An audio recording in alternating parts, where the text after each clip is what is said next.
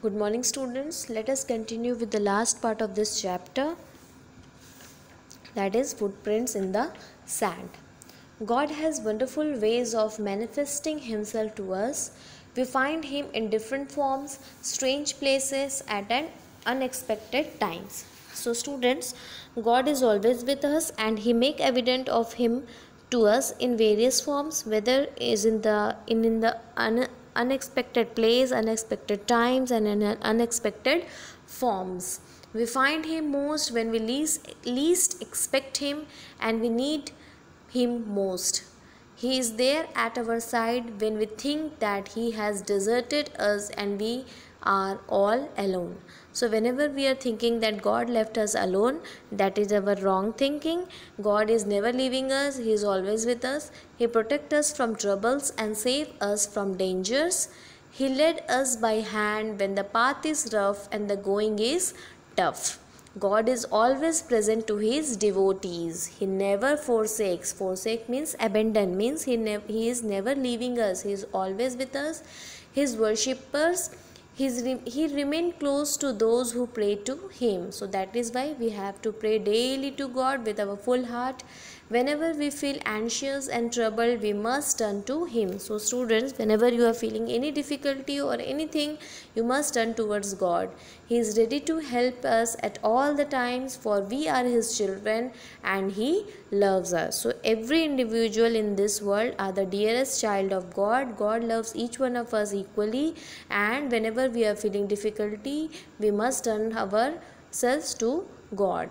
Our country is truly a land of God's children. From ancient times, India has been known all over the world as a land of goldy people. Indian rishis and saints had discovered God's footprints much before many other people. We have always strived to follow his footsteps. That is what a European traveler once remarked. In India, the people live in God, eat in God, sleep and work in God, remember God and pray to God every day. So students, our India is a land of rishis and saints. From ancient times we have known for goldy people, land of goldy people, because we are worshipping God with our full heart, and so many Europeans and foreigners came towards India and they gave so many remarks to Indian people regarding our prayings and worshippings. India has produced many religious philosophers and reformers like Lord Mahavir, Sri Buddha and Guru Nanak.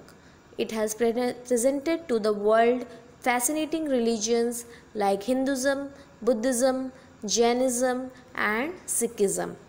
Our motherland has always appreciated and accommodated other religions that had their origin in other lands. So students, India is a land of various religions and culture.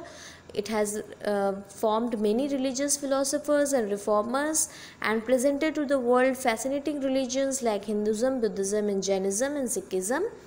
Great Indians like Mahatma Gandhi and Swami Vivekananda gave us vibrant examples of faith in God. These two have gave different examples of faith in God. Gandhiji was a happy man because he was true to his God.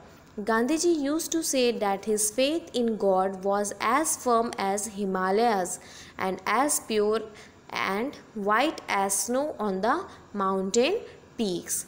Saints could say, even as they faced terrible death, "O God, thy will be done." Mahatma Gandhi raised his soul to the Lord at the point of death and said, "Hey Ram." Such a tremendous faith he had. So students, God is all powerful. He shares his power with his devotees when they pray. So prayer is very, very important in life. We should pray daily. Prayer can do miracles. Prayer can change anything. Prayer can work wonders. Prophets and saints are able to work miracles through the power of prayer. Actually, whenever we are feeling difficulty and whenever we are stuck towards the difficult times in life, the only thing left in hand to pray. Prayer can do lots of things. Prayer can change lot of things. Prayer can heal everything, every pain in your life. So when we pray to God, miracles things happen. Sick people get healed, dying people find peace, and suffering people find consolation. And students, not only all these things, but when you'll pray, you'll find inner peace also. So remember to pray daily. Seemingly impossible things become possible when we communicate with God with a pure heart. The only criteria is you have to pray with pure heart.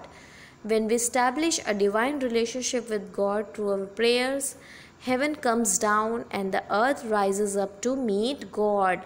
See this, how beautiful this line is. Heaven come down and earth rises up to meet God. When we establish a true and pure relationship with God through our prayer. Actually, prayer is like a bridge between us and God.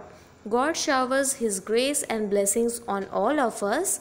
A sincere prayer never goes unanswered. So, if you will pray with full heart, God will never leave you unanswered. He will always answer your prayer. Let your prayer be an expression of love and trust towards the God. Have faith in God and keep praying. Next class we'll see more about this. And actually this explanation ends. Question answer of this chapter I'm going to give in an assignment section. Next class we'll see second chapter of this moral science, that is the eye problem. Till that time, thank you.